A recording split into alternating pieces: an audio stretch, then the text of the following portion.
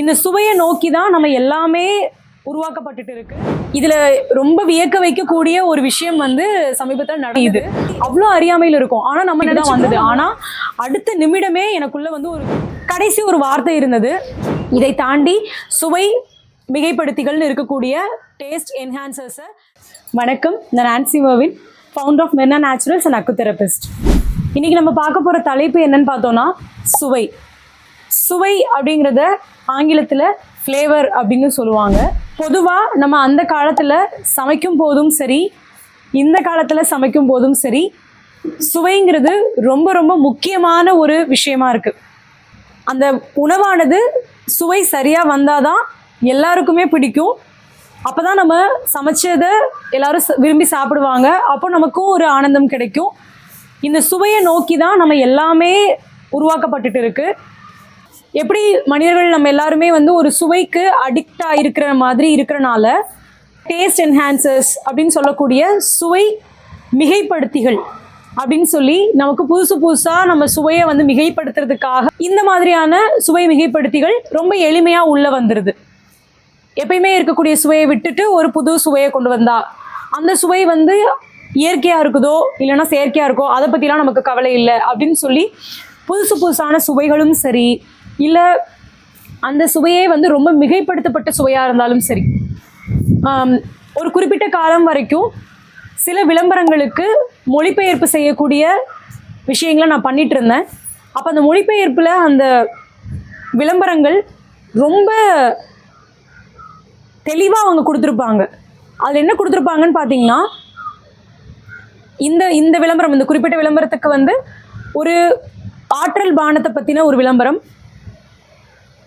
இதில் போதைப்பொருள் இருக்குது அப்படிங்கிறத அவங்க ரொம்ப தெளிவாக கொடுத்துருப்பாங்க. அந்தளவுக்கு உங்களுக்கு வந்து ஒரு கிக்கு ஏறும் இப்படியே கொடுத்துருப்பாங்க. ஆனால் அதை எப்படி மொழிபெயர்ப்பு பண்ணுறதுன்னு எனக்கு தெரியாமல் தான் அந்த இதுலேருந்தே வெளியே வந்தேன். இனிமேல் நம்ம இதை பண்ண தேவையில்லை, இது மாதிரி நம்ம கொடுக்கணும்னு அவசியம் இல்லை அப்படின்னு சொல்லி நான் அதுலேருந்து வெளியே வந்து நான் அதுக்கப்புறம் அதை பண்ணுறதில்லை. ஆனால் அப்போ நான் புரிஞ்சுக்கிட்ட விஷயம் என்னென்னா, ஒரு சுவை மிகைப்படுத்தி ஆகட்டும், செயற்கையான சுவையூட்டிகள் ஆகட்டும், இது எல்லாமே மனிதர்களுடைய நாக்கில் இருக்கக்கூடிய அந்த சுவை அரும்புகள் சுவையை எதிர்பார்த்து காத்திருக்கிறனால இந்த மாதிரியான விஷயங்கள் எல்லாமே நடக்குது. அப்போது ஒரு ஐஸ்கிரீம் எடுத்துக்கிறோன்னா அதில் எத்தனை ஃப்ளேவர்ஸ், எத்தனை வகையான சுவைகள் அப்படின்னு சொல்லி ஒரு 10-15 விஷயங்களை அவங்க காட்டுறாங்க. இவ்வளோ வகையான ஃப்ளேவர்ஸ் எங்ககிட்ட இருக்குது அப்படின்னு சொல்லி காட்டுறாங்க. ஸ்ட்ராபெரி ஐஸ்கிரீம் அப்படின்றாங்க, வாட்டர்மெலன் ஐஸ்கிரீம் அப்படின்றாங்க, இன்னும் என்னென்னவோ வெண்ணிலா ஐஸ்கிரீமு, நிறைய வெரைட்டிஸில் வந்துட்டு ஐஸ்கிரீம்ஸ் இருக்குது. ஒரு மில்க் ஷேக் எடுத்துக்கிறீங்களா, மில்க் ஷேக்கில் அவ்வளோ வெரைட்டிஸாக மில்க் ஷேக் வச்சுருக்காங்க. இப்போ நம்ம ஒரு பழச்சாறு குடிக்கிறதுக்காக ஒரு கடைக்கு போகிறோம் அப்படின்னா அங்கே நமக்கு அப்படியே பழத்தை எடுத்தாங்களா, ஒரு பால் ஊற்றுனாங்களா, அரைச்சாங்களா, மில்க் ஷேக் மாதிரி கொடுத்தாங்களா, இல்லை பால் ஊற்றாமல் தண்ணி ஊற்றி அரைச்சி கொடுத்தாங்களா, பழச்சாராக நம்ம சாப்பிட்றோம் அப்படின்னா அது அப்படியே பழத்தை நமக்கு அரைச்சி கொடுக்குறாங்க. அப்போ நம்ம குடிக்கிறதுல அது ஒரு வகையான சுவை நமக்கு கிடைக்கிது. ஆனால் மில்க் ஷேக்குன்னு சொல்லி டப்பாவாக வந்து நம்ம இறங்குதில்ல, நீங்கள் நிறைய பேர் பார்த்துருப்பீங்கள்ல, அந்த மாதிரி மில்க் ஷேக் டப்பாவாக இறங்குற மில்க் ஷேக்ஸில் உண்மையாகவே ஸ்ட்ராபெரியையும் பாலையும் போட்டு அரைச்சிருந்தா அது எவ்வளோ நாள் நல்லா இருக்கும் அப்படின்றத நம்ம யோசிக்க வேண்டியிருக்கு. நீங்கள் வீட்டில் எல்லாருமே முயற்சி பண்ணி பார்க்கலாம். ஒரு பாலை நீங்கள் வெளியே வச்சுருந்தீங்கன்னா எவ்வளோ நேரம் அது கெடாமல் இருக்கும். ஒரு வேளை நீங்கள் வந்து ஒரு ரெஃப்ரிஜிரேட் பண்ணி ஃப்ரிட்ஜில் வச்சு கூலிங் கரெக்டாக வச்சு நீங்கள் ஃப்ரிட்ஜிலேயே வச்சுருந்தீங்கன்னா கூட எவ்வளோ நேரம் அது நல்லாயிருக்கும். காய்ச்சாத பால் இல்லை காய்ச்சின பால்னே வச்சுக்கோங்களேன், அதை வந்து ரெஃப்ரிஜரேட் பண்ணால் எத்தனை நாள் நல்லாயிருக்கும். ஆனால் நம்ம பார்க்கக்கூடிய கடைகளில் வந்து இறங்குது இல்லையா, டப்பாவில் வந்து மில்க் ஷேக்குன்னு இறங்குது இல்லை, அது எவ்வளோ நாளைக்கு வச்சுருக்காங்க, எத்தனை நாள் அது நல்லா இருக்குது, எப்படி அந்த பாலானதோ அதில் கலக்கப்பட்ட பழமானதோ நல்லா இருக்கும்னு நம்ம யோசிக்க வேண்டியிருக்கு. அப்போது சில பேர் யோசிக்கிறாங்க, ஓகே அப்போது பாலும் பழத்தையும் போட்டு பழச்சாறு பண்ணிவிட்டு ப்ரிசர்வேட்டிவ் மட்டும்தான் அங்கே போட்டிருக்காங்க அப்படின்னு சொல்லி நம்பிடுறாங்க. அப்போ ப்ரிசர்வேட்டிவ் மட்டும்தான் அங்கே பிரச்சனைன்னு நினைக்கிறீங்களா? உண்மையாகவே அதில் வந்து ஸ்ட்ராபெரி பழம் போட்டு அந்த பழச்சாறு தயாராக இருக்கும்னு நினைக்கிறீங்களா? இது எல்லாத்தையுமே நான் உங்கள்கிட்ட கேள்வியாக வைக்கிறேன். நீங்கள் உங்களுக்குள்ள அந்த பதிலை வந்து யோசிச்சு பாருங்கள். இது எல்லாமே நடைமுறையில் சாத்தியமா? ஒரு ஏலக்காய் எடுத்துக்கிறீங்கன்னா அந்த ஏலக்காவுடைய மனம், சுவை, அதோட மூலக்கூறுகளில் எல்லா மாற்றத்தையும் கொண்டு வந்து லேபில் நம்மளால் ஒரு ஏலக்காவை செஞ்சிட முடியுது. ஏலக்காய் மாதிரியான சுவையும் மனமும் கொண்ட ஒரு பொடியை செஞ்சிட முடியுது. அப்போ அந்த பொடியை வந்து நீங்கள் ஏலக்காய் தேவையான இடத்துலலாம் போட்டுட்டிங்கன்னா ஏலக்காய் போட்ட மாதிரி அங்கே ஒரு தோற்றத்தையும் பிம்பத்தையும் கொடுத்துருது. அப்போ அதில் ஏலக்காவே போடுறதில்ல, ஆனால் நமக்கு அந்த தோற்றமும் பிம்பமும் கிடைச்சிறதுனால அது ஏலக்கான்னு நம்ம நம்பிடுறோம். இதே மாதிரி தான் ஒரு ஸ்ட்ராபெரி பழமாகட்டும், இல்லை ஒரு வாட்டர்மெலன் ஆகட்டும், எல்லா பழங்களுமே இந்த மாதிரி தான் வருது. இதில் ரொம்ப வியக்க வைக்கக்கூடிய ஒரு விஷயம் வந்து சமீபத்தில் நடந்தது. ஒவ்வொரு காணொலியும் எடுக்கிறதுக்கு முன்னாடி ஏதோ ஒரு தூண்டுகோல் வந்து எனக்கு வரும்போது இதை எல்லாருக்கும் புரிய வைக்கணும் அப்படின்னு சொல்லி தான் நான் வந்து காணொலிகள் எடுப்பேன் பொதுவாக. அப்போ இந்த காணொலி எடுக்கிறதுக்கான தூண்டுகோல் எனக்கு எங்கே வந்ததுன்னு பார்த்தீங்கன்னா, நம்ம ஒரு சந்தைக்கு ஸ்டால் போடுறதுக்காக போயிருந்தோம். அப்போ பக்கத்து ஸ்டாலில் ஒரு ஐஸ்கிரீம் ஸ்டால் இருக்குது. அங்கே ஒரு குழந்தைய கூட்டிகிட்டு அவங்க அம்மா வராங்க. அவங்க ஒரு பட்டியல் காட்டுறாங்க. பைனாப்பிள் ஐஸ்கிரீம் இருக்குது, வாட்டர்மெலன் ஐஸ்கிரீம் இருக்குது, ஸ்ட்ராபெரி ஐஸ்கிரீம் இருக்குது, ப்ளூபெரி ஐஸ்கிரீம் இருக்குது. இந்த மாதிரி ஒரு பட்டியல் அவங்க காட்டுறாங்க. அப்போ அந்த குழந்தைகிட்ட உனக்கு என்ன ஐஸ்கிரீம் வேணும்னு கேட்குறாங்க. நான் அந்த குழந்தை என்ன சொல்லுதுன்னு பார்க்கறதுக்காக கவனிச்சுட்டு இருந்தேன். அந்த குழந்தை உடனே வேகமாக எனக்கு வந்து வாட்டர்மெலன் ஐஸ்கிரீம் வேணும் அப்படின்னு சொல்லிச்சு. அவங்க அம்மா என்ன தெரியுமா சொன்னாங்க, இல்லை வாட்டர்மெலன் ஐஸ்கிரீம் சளி பிடிச்சிரும், பேசாம இரு, சாப்பிடக்கூடாது அப்படின்னு சொன்னாங்க, வேற வாங்கிக்கலாம் அப்படின்னு சொன்னாங்க. எனக்கு வந்து அந்த இடத்துல உண்மையாகவே சிரிப்பு தான் வந்துச்சு. ஐஸ்கிரீம் சளி பிடிக்காதான், வாட்டர்மெலன் ஐஸ்கிரீம் சளி பிடிச்சிருமா? அந்த வாட்டர்மெலன் ஐஸ்கிரீம்ல நிஜமாவே வாட்டர்மெலன் போட்டிருப்பாங்களா? அந்த தர்பூசணி வந்து உண்மையாகவே அந்த வாட்டர்மெலன் ஐஸ்கிரீம்ல போட்டிருப்பாங்களா? அதில் போட்டிருக்கிற அந்த தர்பூசணியாலே இவங்களுக்கு வந்து குழந்தைக்கு வந்து சளி பிடிச்சிரும்னு அவங்க நினைக்கிறாங்க. இது வந்து மனிதர்களோட, நம்ம மக்களோட எவ்வளவு அறியாமையில் இருக்கிறாங்க. அறியாமைங்கிறது வந்து ஒரு உச்சத்துக்கு போகுதுன்னு சொல்லுவோம் இல்லையா, அந்த மாதிரியான அறியாமை இது. அவ்வளோ அறியாமையில் இருக்கும். ஆனால் நம்ம நினச்சிக்கிறோம் நம்மலாம் படிச்சிருக்கிறோம், எனக்கு வந்து அது தெரியும் இது தெரியும், நான் அது படிச்சிருக்கேன் இது படிச்சிருக்கேன் நம்மளாம் நினைக்கிறோம். ஆனால் நம்ம எவ்வளோ அறியாமையோட உச்சத்தில் இருக்கோங்கிறத ஒவ்வொருத்தருமே யோசிக்க வேண்டியது இருக்குது. இது வந்து அந்த நேரம் நான் சிரித்தேன், மனசுக்குள்ளே எனக்கு உண்மையாகவே சிரிப்பு தான் வந்தது. ஆனால் அடுத்த நிமிடமே எனக்குள்ளே வந்து ஒரு பெரிய கேள்வி வந்து நின்றுச்சு. எவ்வளோ அறியாமையில் இருக்காங்க மக்கள். இதை நம்ம வந்து கண்டிப்பாக மக்களுக்கு இதை புரிய வச்சே ஆகணும். இதை நம்ம சொல்லுவோம், எவ்வளோ பேருக்கு அது புரியுதோ புரியட்டும் அப்படின்ற இடத்துல தான் இந்த காணொலியை நான் எடுக்கணும்னு நினச்சேன். ஆக இதில் சொல்ல வர விஷயம் முக்கியமானது என்னன்னு பார்த்தீங்கன்னா, நம்ம ஃப்ளேவர்ஸ் அப்படின்னு வர்ற இடத்துல உண்மையாகவே அந்த பொருள் போடப்பட்டிருந்தா அது கெடாமல் இருக்கிறதுக்கு என்ன பண்ணியிருக்காங்க, இல்லை அது கெடாமல் இருக்கிறதுக்கான வாய்ப்புகள் சாத்தியக்கூறுகள் இருக்கா அப்படிங்கிறத நம்ம எல்லாமே பார்க்க வேண்டியது இருக்குது. இப்போது நம்மக்கிட்ட ஃபேஸ் பேக்குன்றதுல நம்ம 2 ஃப்ளேவர் வச்சுருக்கோம். ஒன்று ரோஸ் ஃபேஸ் பேக் வச்சுருக்கோம், பீட்ரூட் ஃபேஸ் பேக் வச்சுருக்கோம். இப்போது பீட்ரூட் ஃபேஸ் பேக்கில் நிஜமாவே பீட்ரூட்டை காய வச்சு அதோட நம்ம பொருட்கள் முல்தானி மெட்டி போட்டு நம்ம அரைச்சி கொடுக்குறோம். நம்ம ரோஸ் ஃபேஸ் பேக்கில் காய்ந்த ரோஜா இதழ்களையும் முல்தானி மெட்டியும் போட்டு பண்ணுறோம்.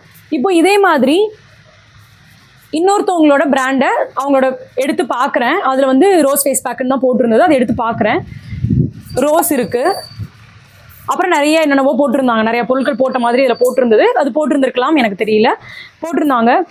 கடைசி ஒரு வார்த்தை இருந்தது, அரோமா அப்படின்னு எழுதியிருந்தாங்க. எனக்கு வந்து அது கேள்விக்குரியதாக இருந்தது. அரோமா அப்படின்றது இயற்கையான மனம் கொண்டு வரதுக்காக அதுக்குள்ளே ஏதோ போட்டிருக்காங்க. அப்போ ரோஸ் போடலைனாலும் அவங்க அதை ரோஸ் போட்டு தான் அவங்க காட்ட முடியும் எளிமையாகவே, ஏன்னா அதில் அரோமா போட்டாச்சு.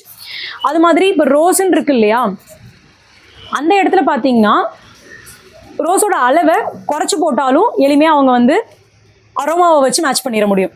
இப்போ இதெல்லாம் தான் உங்களுக்கு புரியறதுக்காக நீங்கள் இன்னும் கொஞ்சம் தெளிவடைஞ்சுக்கணும், உங்களுக்குள்ளேயே அந்த கேள்விகளை கேட்கணும் அப்படிங்கிற இடத்துல நம்ம சொல்ல வேண்டிய விஷயங்களா இருக்குது.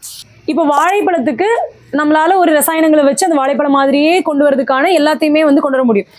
ஐசோமைல் acetate, ethyl acetate, butyl butyrate, அசிட்டோனின், அது மாதிரி ஆல்டிஹைட்ஸ், இது எல்லாத்தையுமே சேர்த்து நம்ம ஒரு ஃபார்மேட் கொண்டு வரும்போது நமக்கு வாழைப்பழத்தோட ஃபார்மேட் நமக்கு வந்துடுது. இதே மாதிரி ஒவ்வொன்றுக்குமே நிறைய விஷயங்களை வச்சு நம்ம இதிலேயே கொண்டு வரதுக்கான நிறைய வழிகள் இருக்குது. அப்போ நம்ம இந்த ஒரு விஷயத்தை மட்டும் பார்த்துக்கிட்டா போதும். ஒரு பாலையும் ஒரு பழத்தையும் சேர்த்து அடித்தோம்னா எவ்வளோ நேரத்துக்கு அது நல்லா இருக்கும், வெளியில் வச்சா எவ்வளோ நேரத்துக்கு நல்லா இருக்கும், ஒரு ஃப்ரிட்ஜுக்குள்ளே வச்சோம்னா எவ்வளோ நேரத்துக்கு நல்லா இருக்கும் அப்படிங்கிறத நம்ம கவனிச்சுக்கிட்டோம்னா, வெளியில் இருக்கிறது எல்லாமே உண்மையாகவே ஒரு டப்பாக்குள்ள அடைச்சி வர்றது மில்க் ஷேக் தானா, இல்லை ஒரு பேரை சொல்லி அது ஐஸ்கிரீம்னு விற்கிறாங்கன்னா உண்மையாகவே அந்த ஐஸ்கிரீம் தானா அப்படிங்கிறத நம்ம கொஞ்சம் எல்லாருமே யோசிக்க வேண்டியது இருக்குது. வகுப்புகள், நிறையா வகுப்புகளுக்கு நான் போயிருக்கேன். ஆலிவேரா பற்றி ஒரு வகுப்புக்கு போயிருந்தேன். அந்த வகுப்பில் ஐயா வந்து ரொம்ப அழகாக சொல்லி கொடுத்தாங்க. ஆலிவேராவே இல்லாம ஆலிவேரா ஜெல்லு வெளியே எப்படி பண்ணிட்டு இருக்காங்க அப்படின்னு சொல்லி அந்த பொருட்கள் எல்லாத்தையுமே காமிச்சு அந்த பொருட்களை வச்சு இப்படிதான் உருவாயிட்டு இருக்கு அப்படிங்கிறத காமிச்சாங்க. அப்போ இது எல்லாத்தையுமே நம்ம யோசிக்க வேண்டியது இருக்குது. என்ன பண்ணிட்டு இருக்கோம், உண்மையாவே அதுல என்னதான் போட்டுட்டு இருக்கோம், என்ன செஞ்சுட்டு இருக்காங்க அப்படிங்கிறத நீங்க யோசிக்க வேண்டியது இருக்கு. வெறும் நம்ம இன்கிரீடியன்ஸ்ல போட்டுட்டாங்கன்னா அதே மாதிரி தான் அது இருக்கும் அப்படிங்கிறது கிடையாது. இப்போ ரோஸ்ன்னு அந்த இடத்துல போட்டிருந்தாங்க, அரோமாவும் அந்த இடத்துல போட்டிருந்தாங்க. இப்போ ரோஸ் இடத்துல நீங்க அரோமாவை அதிகமாக கொடுத்துட்டீங்கன்னா ரோஸே போடாம ரோஸ் போட்டதான் நம்ம காமிச்சிக்க முடியும். இல்ல ரோஸை சும்மா பேருக்கு கொஞ்சமா காமிச்சிட்டு கூட அரோமாவை வச்சு மேட்ச் பண்ணிட முடியும். இல்ல ஏலக்காவுக்கும் அதே மாதிரி தான். ஏலக்காவே இல்லாம ஏலக்காவோட விஷயங்களை மட்டும் வச்சு மனமும் இது சுவையும் மட்டும் வர மாதிரி கொஞ்சம் நம்ம அதில் போட்டுட்டு ஒரு பவுடரை போட்டுட்டு ஏலக்காவை கொஞ்சமா போட்டுட்டு ஏலக்காய் போட்டேன்னு நம்ம காமிச்சிக்க முடியும். ஸோ இதெல்லாமே நம்ம விஷயங்கள் இருக்கு. நம்ம கொஞ்சம் அதை கவனமா கவனிச்சு அதுல என்ன பண்றாங்கிறத தெளிவா கவனிக்க வேண்டியிருக்கு. உண்மையாவே இப்போ ஒரு ரோஸ் போட்டு இல்ல உண்மையாவே ஏலக்காவை போட்டு ஒரு பொருளை தயாரிக்கிறாங்க அப்படின்னா உண்மையாவே அதுக்கு எவ்வளவு நாட்கள் அது தாக்கு பிடிக்கும், அதோட லைஃப் டைம், அதோட லைஃப் ஸ்பேன் எவ்வளவு நாளைக்கு இருக்குங்கிறது நம்ம எல்லாருக்குமே தெரியும். இப்போ ஒரு ஏலக்காய் வெளியே இருக்குதுன்னா எவ்வளவு நாளைக்கு நல்லா இருக்கும்னு நம்ம எல்லாருமே பயன்படுத்திட்டு இருக்கவங்களுக்கு தெரியும். அப்போ இதை வச்சும் நம்ம டிஃபரன்ஷியேட் பண்ண முடியுது. இது ரெண்டையும் நம்ம பிரிச்சு பார்க்க முடியுது. அது மட்டும் இல்லாம நம்ம இது ரெண்டு பொருட்களையும் பயன்படுத்தும் போது உட்கொள்ளும் பொழுது என்ன மாதிரி நமக்கு உபாதைகள் இருக்குதா இல்லையா அதை நம்ம ரொம்ப கவனிச்சோம்னா உன்னிப்பா கவனிக்கும் போது நம்ம உடலை கவனிக்கும் போது நமக்கு சொல்ற அந்த உணவை நம்ம சாப்பிடும் போது என்ன மாதிரி உபாதைகள் இருக்குதா இல்லையா நல்லா இருக்குதா இல்லையாங்கிறத நம்மளால கவனிக்க முடியும். இதை தாண்டி சுவை மிகைப்படுத்திகள்னு இருக்கக்கூடிய டேஸ்ட் என்ஹான்சர்ஸை நம்ம அதிகமாக பயன்படுத்த நம்ம நாட்டில் இருக்கக்கூடிய சுவை அருமைகள் எல்லாமே ரொம்ப பாதகங்களை சந்திக்கும். நாளடைவில் நமக்கு அந்த சுவையை உணரக்கூடிய சக்தியே இல்லாமல் போகிறதுக்கான வாய்ப்புகள் நிறையா இருக்குது. அதனால நம்ம ரொம்ப கவனமாக இருக்க வேண்டியிருக்கு. நம்மளுடைய சுவையை நாக்கிலேயே நம்ம செரிக்க வேண்டிய விஷயங்கள் இருக்குது. வயிற்றுக்குள்ளே அந்த சுவையை கொண்டு போகக்கூடாதுங்கிறது இருக்குது. இந்த மாதிரி நிறைய விஷயங்களை கவனித்து நம்மளுடைய உடலை நம்ம பார்த்து கவனிச்சுக்க வேண்டியிருக்கு. சுவையில் இவ்வளோ விஷயம் இருக்குது. அது எல்லாத்தையுமே கொஞ்சம் எல்லாருமே கவனிக்க ஆரம்பிங்க. அறியாமையிலிருந்து கொஞ்சம் கொஞ்சமாக மீண்டு எழுந்து வெளியே வரலாம். உயிருக்கும் உடலுக்கும் விழிப்புணர்வு தரக்கூடிய நிறைய பதிவுகள் நம்மளுடைய மெர்னா நேச்சுரல்ஸ் அலைவரிசையில் வந்துட்டே இருக்குது. தொடர்ந்து பயணிப்போம், இணைந்திருங்கள். நன்றி.